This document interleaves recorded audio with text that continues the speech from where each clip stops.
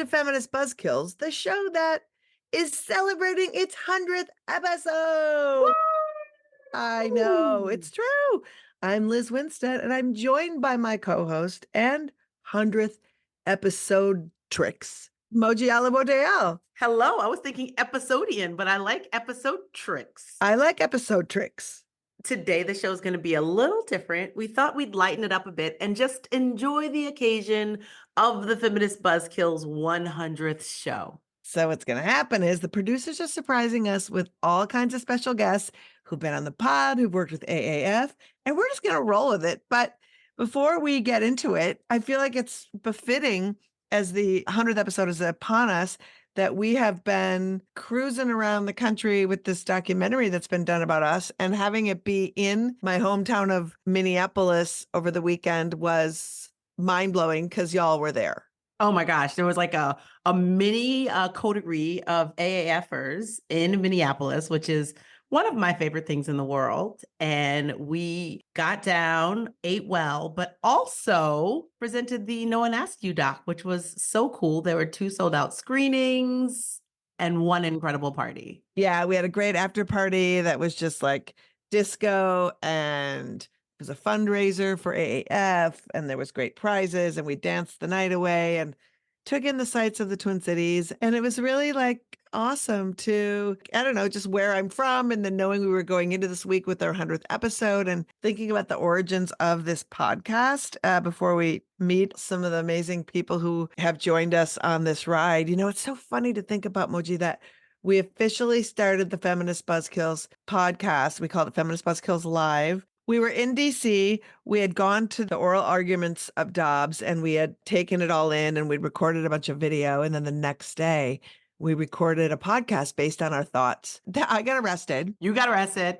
And then the next day we did our podcast that was sort of the kickoff of this hideous trajectory of covering on a weekly basis the stories of all of these incredible people that we have met in our activism. You know, it's been 2+ years, and funny seeing the doc, or at least the end of the doc this weekend, that we had footage of you getting arrested at the launch of the podcast. It's one of the later moments in the documentary, and watching it and just reflecting on all of the work we've done as an organization, not just in the podcast, but also in the time of the podcast. It's been 1,000,000 years, Liz. It's like 1,000,000 years. We've done so much has happened. It feels like 1,000,000 years. And, you know, the podcast is something that bore out of all of our work that we do on the road, and us meeting so many incredible providers and activists and academics and researchers and lawyers. You know, when we're out there, we meet all these people.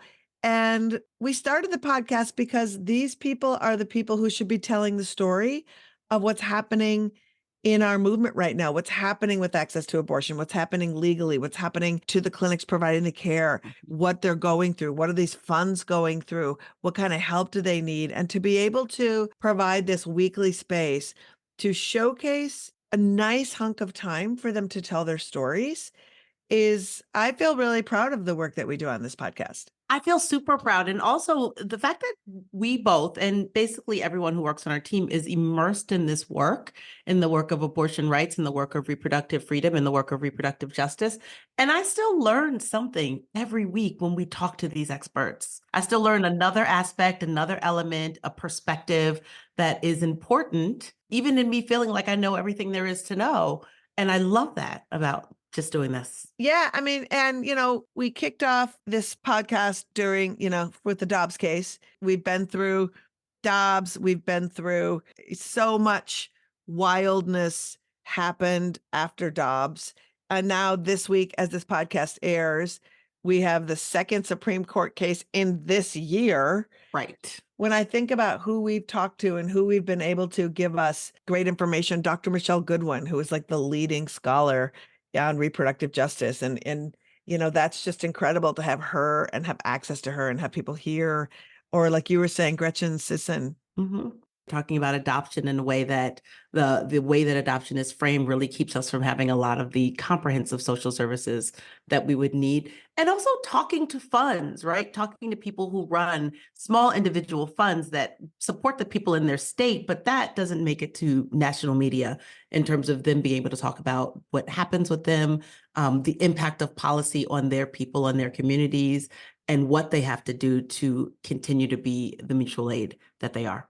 And the people providing the care, independent abortion providers who are doing the most abortion work ever, trying to keep their clinics open, clinics who have tried to stay open after abortion was totally made illegal in their state, and what they're trying to do. I mean, we've brought you some really incredible people, and we'll continue to do so. And this work on this podcast is sort of the amplification of all the other work that we do on the road at AAF, right? We wouldn't even know that these people existed had we not been out on the road and been in community with them, understanding that when we heard their stories, we were so inspired that we wanted other people to hear them as well. Because I don't know about you, but I really get sick of seeing on television or reading in traditional media, these sort of statistic pieces or horse race pieces about how abortion will work in politics or policy, and hearing from generalists talking about it instead of the real people who experience all of the pain from these bans. If George Conway speaks on any of this ever again, I can just hurt myself. Right? I mean, who needs it? And so to be able to hear from Amy Hegstrom Miller or, people working at abortion funds around the country, Dr. Goodwin, Gretchen Sisson, Tracy Wheats, we have the best of the best who are the most compelling. And I can't wait for 100 more shows to do this again. And also, it can be heavy. And so to be able to have so many incredible comics come on who bring their whole hilarity and their heart, so many of these people are doing work in their own right, to be able to have Sarah Silverman and Shea Coulee, Marcela Arguella, Ian Harvey, Margaret Cho, Amanda Seales. So many people who have brought the funny, brought the insight, been super touching.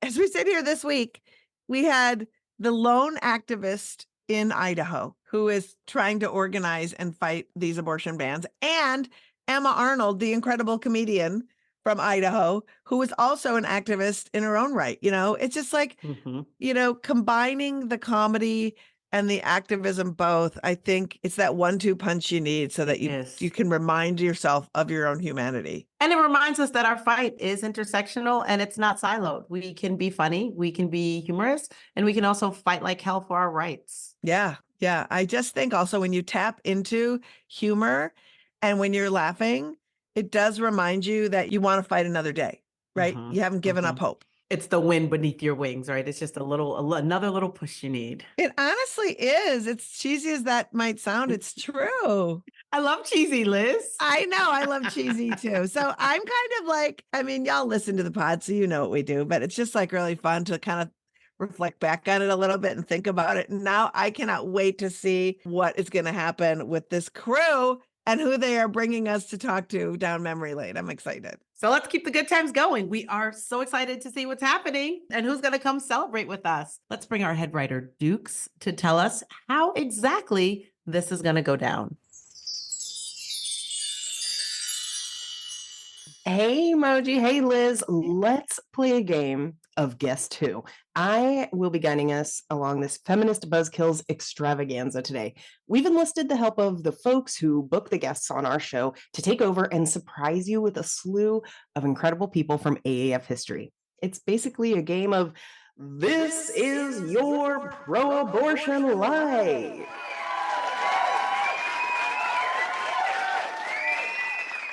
Joining us today are Emily, AAF's Community Engagement Manager, and the producer who books all of our fabulous guests here from the Reprosphere, and also our talent producer, Jen, who has brought the funniest folks you know to the pod to hang out with us for the past 99 episodes. Emily and Jen will bring on their guests and give you one clue about who it is before they reveal themselves. Each surprise guest has been tasked with telling us a story from their favorite memories of Feminist Buzzkills and AAF past. Emily, Are you ready to tell us about our first guest? I'm so ready. Oh my God. Hi, everyone, and happy 100th show to you both. Happy 100th show to you, Emily. Yay. So glad to hear you on mic. I love to be on mic for 100. The 100th show mic. It's a very exciting day. And I'm especially excited about it because one of my favorite parts of the job at AAF is working as repro producer for Feminist Buzzkills. We spend so much time meeting fantastic folks in the field, and getting to highlight their work is an absolute privilege, which is why I'm very, very excited to share a few of our favorite repro baddies with you both today and the FBK audience. So, are you ready for guest one? Hell yeah. Yes. Amazing. I can't wait to share. So here's your clue. If this person was a party guest, they'd be the first one at wine o'clock. This is a very hard clue because who at AAF wouldn't be the first person at wine o'clock? I don't know that person. Exactly. First person at wine o'clock. And it's not me? This is why we're giving tricky clues, because exactly. So without further ado, let's meet the first person at wine o'clock. It's me. It's writer and activist Nicole Moore, AAF's comms director from 2016 to 2019, who is now working as a badass strategy consultant. Nicole, we're so excited to have you. Can you just tell us your favorite story from your time with AAF? Oh my God, so many, so many. It was hard for me to pick one, but I thought, just because of the moment that we're in, loving to see the students and faculty stand up for justice, I thought about one of the times we really stepped in that cut in DC, one of our favorite places to go to, January 2019. That is when things became really serious in January. It was around the anniversary of Roe. We would go every year in January to counter protest the antis. And this time was a little different for us because we decided that we would, if we wanted to, we could be arrested if we wanted to. It's like Liz was like really letting us rip wild. Although I would look at Moji, who was like I would say my work wife, and I would do whatever she would do. And I'm like, Moji, are you getting arrested? And she's like, no, I got to pick up my kid from childcare. But everyone else was like putting themselves on the line to get arrested. Everybody got $50 to make bail. And I think we even got to keep the $50. I could be wrong. I think so. It was a good time. Probably. It was a good radical time. I don't remember collecting that money back. So I probably. don't remember giving it back, right? I remember having a really nice dinner that night, as a matter of fact. But it was just one of those times where I just remember when I said I did not want to be arrested, and that I just wanted, to stay safe, that my colleagues were like, we got you. And that is like one of those moments where people really, we had each other's backs, right? And I think we were kind of ahead of the curve because now we see that happening. We see how people are really looking through an intersectional lens and being allies for real in the fight for repro justice and in this anti-war protest. And even in terms of like environmental and criminal justice, we see people allying, putting their bodies on the line. And so I went back to 2019, and who knew that 3 years later, Roe would be abolished? But we knew. We knew. That's why we were in existence. And that's why we were down there, because we knew what was on the line in 2019. But also, Nicole, I want to say during that time, you did this fantastic training video about how to get arrested and how to be that with Now This. And you led the Now This crew kind of through, and our crew is like how we get arrested, how we make sure that those who are going to be the most harmed in an arrest situation are not in the front, but are. No, it was a total education for all of us, because I remember Amber talking about they will take your tie, your hair tie, your whatever your scruffy thing is, they'll take it off of you. You can't have anything on your body. And I remember Liz going, what? Like, because we thought you just knew about all of this. And it was like an educational experience for us all. I just feel like that really brought us together in a different way. Like, and not to say it was a utopia. We argued. I remember we argued during this trip, but we also found a way to come together. And I think it's important for us to say that, like, you're going to have arguments, you're going to have a disagreement, but when shit is on the line, we had each other's back, and it was profound. And it was really one of the best memories I have in terms of counter protesting. And, counter protesting wasn't my favorite thing, but because of AAF and how we were, I guess, set up in the agency we were given, I was able to find my groove in counter protesting that felt safe, and fun and radical all at the same time. Yeah, the buddy system works. It's not just for camp. Yes. Nicole, I feel the same way. I feel like pre-AAF, I don't know if counter-protesting was actually what I thought was a good idea, or even if I thought it was important. And I do feel like in the time in AAF and also the really nice container that we were given to like, oh, here's the money you need, here's the support you need, write this number on your body. On your wrist. That's right. Yeah, know that you have like all these things. And we have a buddy system. There were all these ways that it was like whatever level of engagement you wanted to be, you could be at and be in the place and still be safe. It was really, yeah, it's really nice. I'm glad you brought that up. That was great. And I also think too, just to sort of button that, it didn't even feel like we had a choice, because what we knew in our bones at AAF was the only way we make change in abortion was that we actually speak publicly about it and don't speak in euphemisms and don't silo ourselves and accept crumbs. And I think the way to get the public engaged so that they have ownership over their issues, to show as many faces and voices as you can within that public sphere, so that the demand is coming from the people, and how the people want change is what they have to hear. Oh my God, I'm shaking my head because I just said this morning to someone, because I said, I'm looking at the anti-war protests and I'm seeing their strategy, and I'm like, we need to do the same thing. We're doing it in repro, but not on that level. And the more we share, the less we destigmatize, the more we get our stories out, how much more free are we going to be? How much more powerful are we going to be? So I just wanted to say, I love y'all. I can't believe it's 100 episodes. I used to, at one point, be a co-host back in the day in Liz's Brooklyn apartment, the good old days. Yeah. Good old days. Nicole, well, we're so proud of everything that you've been doing and the fight that you've been fighting for repro justice on all fronts, and also the fight that you're fighting for your own justice. We are here to support you in that and in all ways. Oh my God, that means so much to me. Thank you. Thank you. Thank you. Thank you. Miss you, work wife. Yeah, we miss you. I didn't get the invitation yet for the 100th episode party, because I know this. I mean, are we going on the party boat or what? Like, let me know. Who knows? There's a boat. Yes, celebrate. party boat. We have to find a party boat. It's a Yes, yacht sure. club. Actually, it's a yacht. It's an abortion yacht. Yes. Nicole, before we lose you really, really quick, will you tell everyone just a one-liner about Backbone, speaking of the amazing things that you're doing? Yes. A month ago now, I launched the zine to inspire and empower Black women, women of color, to remind us that burnout is not our birthright, and that we there's so much more to us and so much more value to us than the world gives to us. And so it's called Backbone. I'm giving it out. It's free. It's a radical social experiment. If you love it, if you get a copy, you can make your own copy, and then you become an agent of change as well, because you can also distribute the zine yourself. So thank you for letting me shout out my zine, Backbone. Well, make sure we get some backbones in our possession, Nicole, so we can always have them at every AAF table. Yes. I would love that. Thank you. Awesome. Love you, Nicole. Love you, Nicole. Love you too. Bye. That was What fun. a fun guess. Also, I missed all the clues that she was who was coming on. I did not know, Nicole. That was fun. I know. Nicole, fantastic first guest. We couldn't be more excited. Thank you so much, Nicole. Be sure to donate to the Abortion Fund of Arizona. All of this info will be linked in the show notes, including Backbone, Nicole's socials, and how to donate to the Abortion Fund. So we love Nicole, but we have more guests. So we should find out who the next ones are, right? Yes.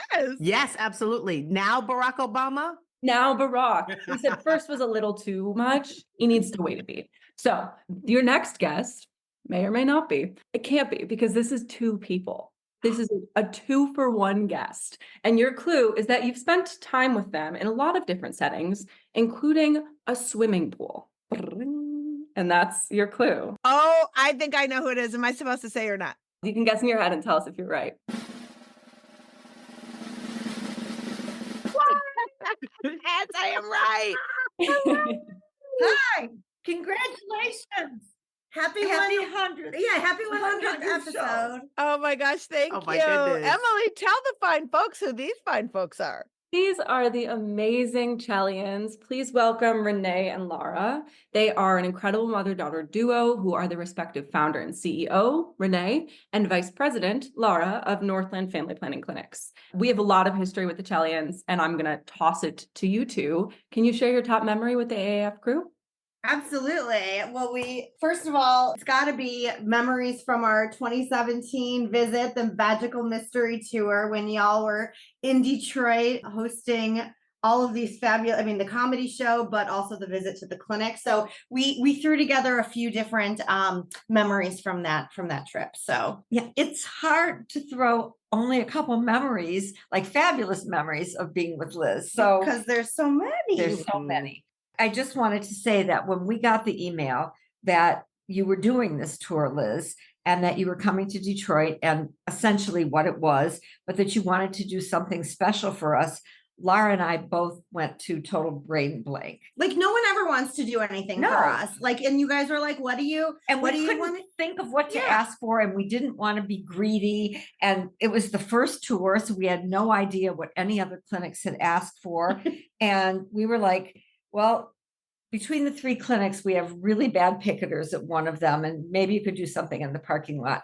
But whoever emailed us back said, Liz will figure it out when she gets there. And we were just happy to do that because we didn't want to ask for anything. But the fun started when you drove, I want to say from Cleveland or Cincinnati, somewhere, it was a sea city in Ohio, I think. And you came in a couple of cars, and it was hot as hell. And you had been in these cars for hours. And because everybody was going to, or half the crew was going to spend time at our house. And then you had an Airbnb for the rest. So everybody got out of the cars. They were hot. They took one look at the swimming pool. And before we knew it, we were having a pool party. Everybody was in the pool. Laura and I grabbed our bathing suits, put them on, got in the pool with everyone. And this is how we met everybody in the swimming pool. Oh my God, that was so fun. It was such an amazing crew that you pulled together to come and visit, but it was the best pool party / sleepover in abortion world that I feel like it has to be. I think by the time we pooled and we ate, nobody wanted to go check into the Airbnb. So everybody stayed at the house. Oh my God, your whole house was full. You were pulling out blankets and air mattresses. And like we were supposed to be there supporting clinics. And then there's Renee making all of us lunch and then dinner. And it was the best time. Fun. It was so fun. And Liz told me that they were going to have a meeting the next morning, I think at 10 o'clock, whatever the regular time for the meeting was. It was not too early, but it's not too late. So I'm picturing everybody in the kitchen at 10 o'clock the next morning. So I wanted to make sure there was food, and there was coffee, and there was everything. So I just kind of snuck in to make sure it was set up. And the only person at the kitchen table was Liz. But she's talking on her phone, and I'm like, where the hell is everybody else? And I think she muted it for a minute to tell me nobody else is coming. We do these from wherever you're at on the phone. So everybody was in my house, in bed, on their phone, having the meeting. And it was, for me, the funniest thing I've ever seen, because there was no other organization that I've ever seen have meetings like this. It was just such a wonderful event and time that we got to spend together. The comedy show was amazing. What you did at the clinic, creating the beautiful patio for when patients can be outside, like the umbrella and the plants and the pretty chairs, and then the fence covering to cover the freaking antis because they're everywhere. And you guys, you got that covering to cover in between the fencing that because the privacy fence, the privacy screen, on the fence. We didn't even know about this. Yeah, I didn't even know it existed. It was the best. You guys made everything so much better. And it was just such a wonderful experience. It was such a good memory. It was so fun. And I remember from the show that this cool woman running for governor that you were friends with came to the show and turned out it was Gretchen Whitmer, and she sat in the front row and she just laughed her ass off, and she was so great and so supportive, and I loved it. I have to say my favorite memory with y'all was when we were all at Sundance for that movie Trapped, and we didn't have a place to stay, and the two of you opened up your hotel room and we had another slumber party at Sundance to watch that movie. You are always just the best. Yes, we shacked up in Park City. So my question is, have you gotten better at figuring out what you want to ask for when people tell you that they want to give you gifts? Well, I have gotten a little better. It's still hard for me to ask, but I learned a lot when I watched the videos of what other people ask for. And that there, during COVID, there were a few organizations giving us money. I got much better at saying what we needed for our staff. So it's just, I never want to sound greedy. You never do. Mm-hmm. Thank you, Liz. Thank you. Well, I know what I personally want is a boat party. I hear for the 100th episode. So the abortion yacht club. Yeah, absolutely. Let's do that. We're working on it. Can we just do a pontoon-a-thon? Yes. Yeah, Okay. I love it. Let's do I it. love it too. Excellent. Oh my God, what a treat. Always lovely seeing you. And thank you so much for everything you do. Thank you so much. Thank you both. It's and happy 100th. We're so excited Thank you for you. for what you do all the time. And watching the documentary, I might say, was so moving because I didn't even know everything you did, Liz. And you're just the most amazing human. Thank you. Well, yeah, no, you inspire us every day. So if we're doing the good work, it's because y'all are out there in the world reminding us what we need to be doing. So thanks. Thank you. Thank you. Thank you so much to the Chellians. And we want to shout out Reclaim Abortion Fund, which is a fund that assists all patients coming to Northland Family Planning Centers. You can donate to that using the link in our show notes, and be sure to sign up for their newsletter to stay up to date on all events in Michigan. We had 3 wonderful guests. No Obamas. I'm sorry. But we had way better than Obama. I was going to say, offense to this the is actually Obamas. much better than Obama, if I'm honest. Chellians and Moores are good. Kelly and Moore is a great author's name. Mm-hmm. I would read that book. I would too. Now my moment has ended because I'm going to hand this off to our fantastic talent producer, Jen, who has more surprise guests for you. So see you soon, Liz and Moji. Thanks, Emily. Thank you, Emily. Happy hundo, Liz and Moji. Happy hundo, Jen. Thank you, Jen. It's been so awesome booking talent guests on the podcast and trying to bring listeners a little bit of joy at the end of a shitstorm of mind-boggling abobo news. Every week. Every week you deliver, Jen. Every week Indeed. you deliver. And I'm happy to introduce your next guest. We can definitively say that your next guest will not be kayaking with you ever. And let's welcome. Hi, darling. Oh my God, what a fun surprise. And your sunglasses are epic. I'm sorry, everyone can't see them. Right? Yes, it's comedian and improv genius, Greg Proops. Greg Proops. Hey. We all know from Whose Line Is It Anyway and his amazing podcast himself, the smartest man in the world. Tell us your favorite story of Liz, Moji, AAF. Well, I think when we went to Mississippi, we went to the Pink House, and really that's been the start of it all, because that was the case that went before the Supreme Court, Dobbs, and it's the one that I think has changed the world, because I think that they're going to lose the next election because of what they've done. They caught the car and everything, and of course, Liz and the whole team was there way before all that happened. And we met Shannon Brewer there, who I think has since moved over to Texas and whatnot. We were able to do a podcast from there, and it hipped a lot of white people to what was going on. And a lot of the people that were listening to really don't keep up on women's rights as much as they might, or even knew that there was one last clinic in Mississippi. And then also part of what made that one so awesome was there were the protesters there.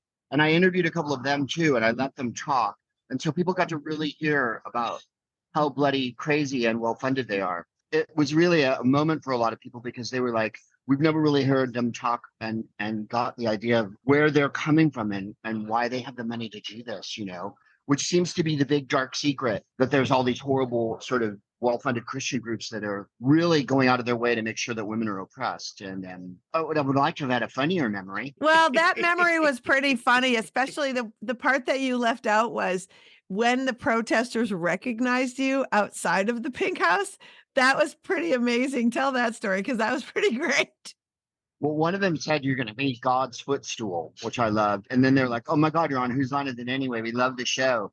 And I said to Jennifer and Liz, if I had asked them to go for a beer, they would have gone with me. The television friend aspect outweighed the fact that I was an evil, baby killing liberal from the swirling vortex of hysteria. And they were kind of overwhelmed by that, which I thought was hilarious. And when I said to one of them, how can you afford to come out here every day? And he went, I'm blessed. I'm blessed. Also, like, they're all funded by this like really rich emergency room doctor. And I don't know if you know this, Greg. So do you remember Coleman Boyd, who was there? Yeah, So Coleman course. Boyd is the emergency room physician who adopts all these children, brings them out. Well, Coleman has been convicted on face charges, and he hasn't been sentenced yet, but is facing 10 years in prison, a $250,000 fine, and a possible loss of his license for going and doing this. So let's hope the best for Coleman Boyd. I live in Los Angeles, and of course, you hear lots of stupid things here, like, F Texas or F Mississippi. We should just cut them out of the union. And it's like, one, I have loads of relatives in both states. And two, there's loads of nice people there, and they need your help. They don't need you to turn your back on them and be horrible to them. They need you to dig in. 100%, Greg. And I just want to button that up by saying people who stay in these states are doing so, A, because it's where they live and it's where they love. And two, they are brave enough to say, even though we may be outnumbered, we refuse to cede that they will be the only voice of the people of Mississippi. And that's braver than any of those hot takes. Why don't you just let them secede from the union? Fuck those people. Understand what bravery means. Right. And we did let them secede, and it really didn't work out. True. Very much true. What did Nikki Haley say? The Civil War was, a terrible commotion that happened in the 19th century, and Denzel Washington got mad, and some white people were inconvenienced. And there were no Asian people ever. I remember that part. It was one of her better speeches. Oh my God. Oh my God. Greg, thank you for taking time and popping in, and I really hope we see you soon. Thank you. Congratulations, you guys. Thank you. Bye. Bye, darling. What a joy that Greg Proops. Thanks so much, Greg. Go see Greg on tour with Who's Live Anyway. And that tour starts in May. And of course, listen to his amazing podcast, The Smartest Man in the World, and follow him on the social media that we'll all link to in the show notes. And there's so much more. I'm so excited, guys. Now, here's a clue about your next guest, who shockingly never knew Liz in Minnesota. Oh my God, it's Darby Worley, the voice of Abortion Access Front. Literally the voice of Abortion Access Front. The literal voice. Our listeners hear Darby every single week. Yes. Tuning in from London. So weird that we never knew each other in Minnesota. It's very bizarre. It's so bizarre. It's so bizarre. But so Jen asked me to come up with a story or something about you. And I'm like, I don't really have any funny stories. But what I want to say about you, Liz, is what I love about you is your enthusiasm for gratitude. Like, I love the fact that every Thanksgiving you make everybody at the table say what they're grateful for. And even when the world is like 1000% fucked up, you force all of us to find even one thing that we're grateful for. And that makes me grateful for you.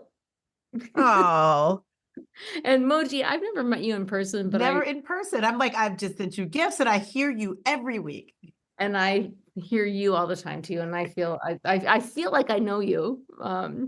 Anyway, big hugs. Big hugs to you, Darby. I'm so excited. I have to say though, Darby has been the voice of this organization for a long time. And I think one of my funnest memories was being able to write with Molly and the writing team and everybody at the time, all of the voiceovers for the Golden Probe Awards that we did at our old organization.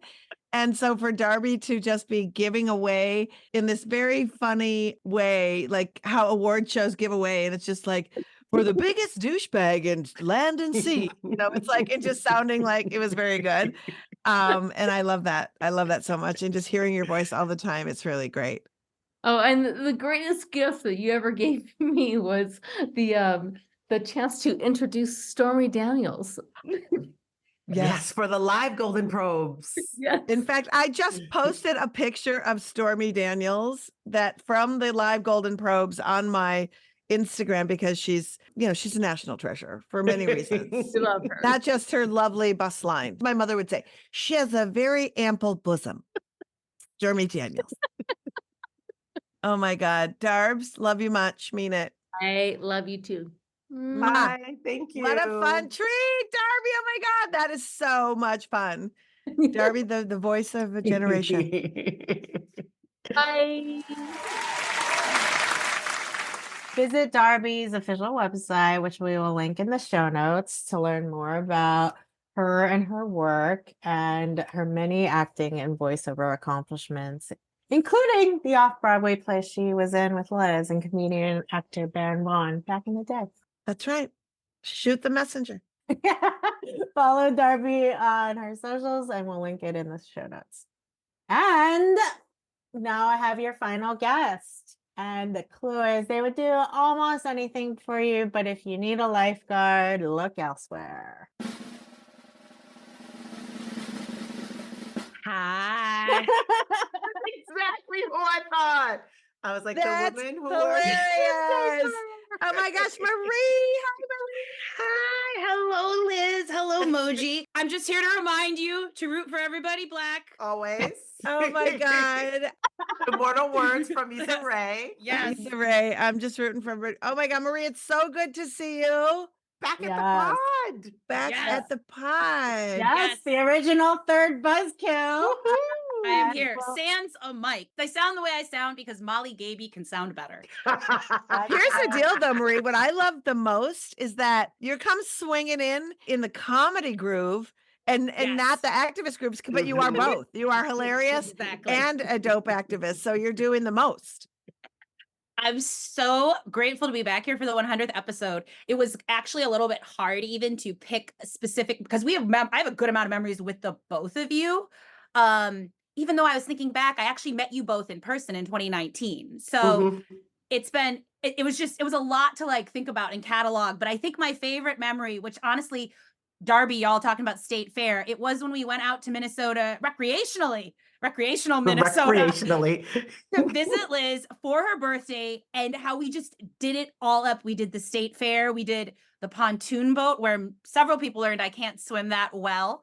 That is one of my best memories with y'all. Like not being in, yes, being in DC is important. It's very important, but also being in the communities we're actually from and going out in those spaces and like getting to do things like take Moji to a VFW and places like that she may not have been exposed to in the Midwest. Right. And just floating in a lake with not a care in the world is water. I feel like, I mean, we all know I talk about boats constantly. I love water. I feel like water is just the number one healing agent in life and calming and everything. But like just being able to just float around and then get up and eat chicken and drink rosé and float some more. But then also, Marie, finding out you are not a particularly strong swimmer, but then finding out that Naz is like super swimmer, swim team, who knew? That was super fun to learn. The third component to the Muslim Dads Club. Yeah, captain of their swim team. That is also the trip where I got to experience the beauty of the work you do now, where you practical supported me from Costa Rica to Minnesota because some hurricane was getting in the way of my travels. Yes. So it was that was a really robust trip. Right, because it was at the point at which the hurricane had passed, and now it was kind of like, well, who can stay on the phone the longest to get on a flight? It was safe travel, and we needed Moji stat in Minnesota. Well, also, Marie, I would love to just talk to you a little bit. You were with AAF as a staffer, then transitioned out, but remained on as in the podcast. And then after Dobbs, your world at your Practical Support Fund, Midwest Access Coalition, became so intense that, some things had to give. Yep. So I'd love to just hear from you right now. What is the landscape looking like for you? Tell folks a little bit about how work is for you and where they can support you as well, because I think it's super important. You're just on it all the time. Totally. So I'm with, as Liz mentioned, Midwest Access Coalition. We're a practical support abortion fund, which means we in particular fund the buckets of travel, accommodation, so like hotel, childcare if needed, and food funding if needed. Because after the cost of the procedure, which in and of itself can be hundreds to thousands of dollars, and if you can't afford $100, like, you know, five grand, nothing's going to happen if you need $5,000. We know along with that cost, where a lot of abortion funds in particular will fund, it's super important. After that, people still need to pay for babysitting. They need to get the gas money to get to their clinic, and they need to have a safe place to stay, especially if they're getting surgical care. So in terms of our work at MAC, we work with folks traveling to, from, and within the Midwest. So as you mentioned, Liz, both with SB8 in Texas and then with Dobbs, that meant with SB8, Texans are coming up. Because if you look at a map, the closest place for legal abortion is Kansas as a state. And there's not going to be able to support you in third trimester care either. You're going to have to go somewhere else. So we, within the Midwest, we're seeing lots of folks outside of our region that need care. That's a human being. Doesn't matter what state boundary they happen to be in. We want them to get care. So that said, folks who are listening right now, we're looking at Florida, which have a 6-week ban that is, unless something really, really astounding would happen, it's going to be starting on the 1st of next month. So supporting those abortion funds, Florida Access Network, ARC Southeast, which supports that state, supporting those funds because they are going to be able to fund someone to get care closer at a cheaper cost. They know their communities, they know their folks, they know their state.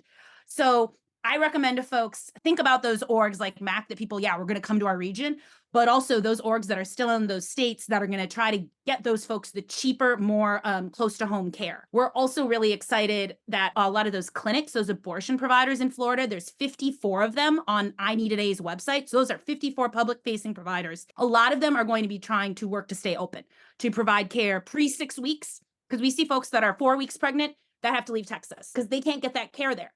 So you're asking someone who's incredibly earlier in their pregnancy to head up to Kansas. We want to avoid that as much as possible for those folks in Florida and try to mitigate and reduce that harm as much. So looking at those Florida specific efforts and how they have a ballot initiative, which you're going to hear all of this from Liz and Moji in more detail, but looking at those political, those mutual aid generated efforts in Florida, all that work that people are doing, that is something that I would suggest and encourage folks to do right now.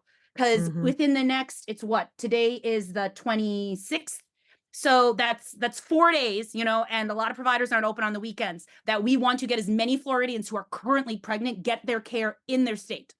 Because those clinics will, just like it happened when SB8 happened, I was working that day, all the Wisconsin, because Wisconsin's a state with a zombie law, all of those Wisconsin clinics closed that morning at like 9:15, 9:20 Central Time, once the verdict officially hit them.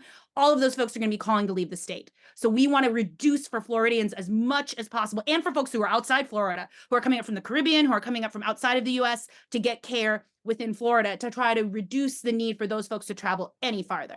So look at Florida Access Fund, look at, I will share a link, there's an Act Blue page that has all the 6 funds that are supporting those areas, and look at those clinics, both nonprofit and for-profit in Florida, those indie clinics, especially the independent clinics that are doing the work there.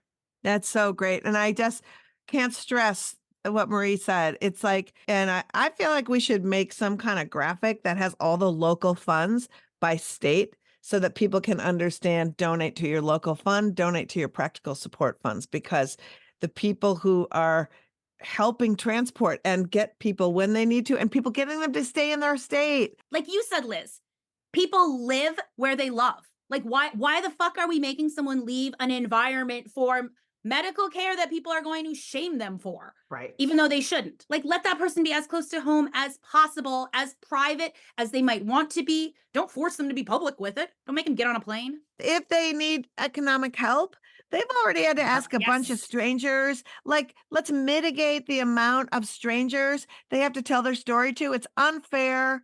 And thank God the people they're asking are people like Marie, who are so loving and kind, but still, nobody should have to tell their story. They shouldn't have to. People should be able to maintain their dignity. Yeah.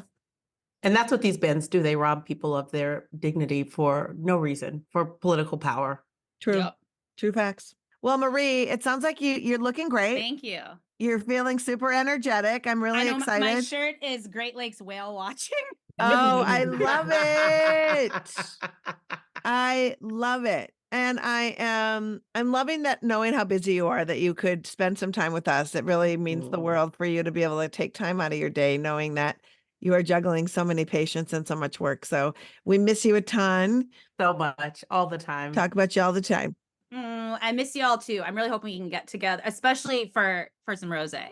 Or the yacht club 100th anniversary water party. We need to get a water party, Yes. rosé water party. Oh, I was like, feel water like- party might have a different Water context. party. It's in what some it's what I'm calling it. communities. It's Oh, a dear. water Okay. party. Water party. Okay, we're gonna arrange it. I'll be back in New York soon, and we'll have a New York City water party. Thank you so much, Marie. Love Thank you, you, Marie. Bye.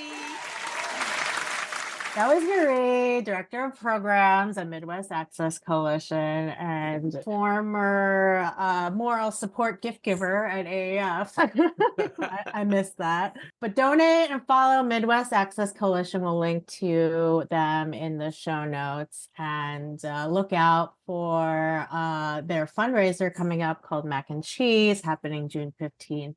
In Chicago. We'll link to that as well. Oh my gosh. Thanks you guys for such a fantastic 100th anniversary show. Oh my gosh, it was so Wow. much fun. This was incredible. You guys did so much work. You Oh. did. Thank you so much. Those guests are incredible. We're so glad. Were you surprised? Yes. Yes, I Yes, was really, 100%. I felt really surprised. It's so interesting to be doing the show the week that the second Supreme Court case is happening, and everybody who was on has been really fighting hard. Oh, second this year. Third since we started the pod. I know, the third since we started the pod, and so here we are. I feel like we're just slaying White Walkers. I feel like that's all we do, slay White Walkers. And with such great people. And I think this was such a lovely trip down memory lane for all sorts I of know. different things. I feel like I learned so much about this as well. It was an incredible reminder that we've done incredible work with incredible people. And thank you, everyone, but especially Jen and Emily, for pulling that together, for reaching out to our history and pulling them back into the present with us. That's right. I mean, there were so many good touch tone moments there, with Marie kicking off the podcast with us, and Greg Kroops being on tour with us, and the Chellians being part of the tour, and Nicole being there from the beginning and trying to manage all of it, just really excellent. Yeah. And I thought it'd be fun to bring Darby in because none of us has seen her. No, but we hear her all the time. It's so good. Yeah. Because she doesn't live in the US, I have never met her, but I feel like I've been listening to her voice for years. Yep. I mean, she just doesn't disappoint, being the voice of AAF for sure. It was kind of surreal, actually, hearing her voice and seeing her talk at the same time. Yeah. Well, Liz and Moji, I hope you had a good time here today. Why don't you two kick back, and Emily, Jen, and I will finish off the show. I right. love it. We get to kick back and start drinking, and you guys can tell people all about the work. Yeah, start. That's right. That's been our show. Thanks for listening. And a great big thank you to Nicole Moore, Renee and Laura Chellian, Darby Worley, Greg Proops, and Marie Kahn for celebrating with us. Did we make you laugh today? Then go ahead and give us some love by liking, subscribing, and giving us a 5-star rating. Plus, stay connected with us on social media at Abortion Front across all platforms. We want to help you turn that enragement into engagement. Also, if you haven't already, please go sign our petition at aafront.org and ask the FDA to use their power to protect mifepristone. And we want to remind you that you can find the best, most up-to-the-minute resources on accessing abortion care and funding for your care on our website, aafront.org. Our Charlie chatbot on the bottom right will walk anyone anywhere in the country through their options and resources for abortion. Plus, it just won a Webby Award. Hello. And if you're thinking, where might I fit in to do some abortion activism? Great news. We've got a 5-part activist training series, Operation Save Abortion, at operationsaveabortion.com. And while you're there, you can visit our super cool activist calendar, which is full of local and national actions and educational opportunities. What could those actions be? I'll tell you one. This week's featured action is an amazing volunteer-led event that AAF is proud to be sponsoring. NYC folks, come celebrate Mother's Day this year by supporting abortion access in New York. On May 12th at 1 p.m. Eastern Time, the Nighthawk Cinema in Prospect Park will be hosting a special screening of Mamma Mia. Woot woot. All proceeds will go to the New York Abortion Access Fund, which provides financial support to anyone living in or traveling to New York who needs help paying for the cost of an abortion. Link is in our show notes or the activist calendar.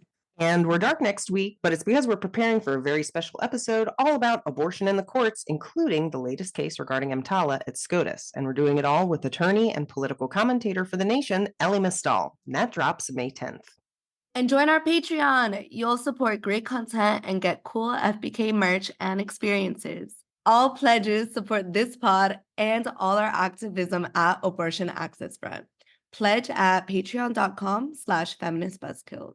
FBK is edited by me, Remy DeTournay, and is produced by Abortion Access Front. And finally, we leave you with the worst of the past 99 Show Your Whole Asses with Christian hate preacher Jonathan Shelley, a man who's showing us his whole ass when he asks his congregation the pressing question, fellas, is it gay to ask your wife for consent? I heard an independent fundamental Baptist preacher, he's like, it's not right for me to just tell my wife when we're going to have kids. I need to ask her permission or ask her when it's okay to start having kids. And I'm like thinking are you a man? Are you a Baptist? You're a fundamental Baptist preacher and you're going to ask your wife if it's okay to have children? I'm like, what planet am I living on? How effeminate is that to let your wife tell you when she's going to have kids or not? I mean, that's feminism. You know which buttons I ask my wife it's okay to press? None. Because she doesn't tell me what to do. That's a weird relationship. And it's sad that fundamental Baptist preachers are letting their wives tell them what to do. Feminist Buzzkills, the podcast from Abortion Access Front. New episodes drop Friday. When BS is poppin', we pop off. And if you want to support our podcast and all the work of Abortion Access Front, like, subscribe, and join our Patreon at patreon.com/feministbuzzkills. Welcome to another round of Drawing Board or Miro Board. Today, we talk brainstorms with UX designer Brian. Let's go. First question. You thought you'd see everyone's idea in the team brainstorm, but you've got a grand total of 1. Drawing board or Miro board? Drawing board, right? Because in Miro, the team can add ideas now or later. And with privacy mode, we can keep them anonymous until they're good to share. Correct. Next, you need the best way to explain your idea, but all you have is a few sticky notes. Drawing board or Miro board? Drawing board, because, in Miro, I could record videos, add text, images, links, and digital sticky notes, of course, present my thoughts the way I want. Right again. Now, you're looking for a past idea you thought was just genius. Only you could find... Oh, there it is. Drawing board or... Miro. All our finished and unfinished work lives in one place. And he's won. Join over 60 million people getting ideas noticed in Miro brainstorms. Get your first 3 boards for free at Miro.com. That's Miro.com.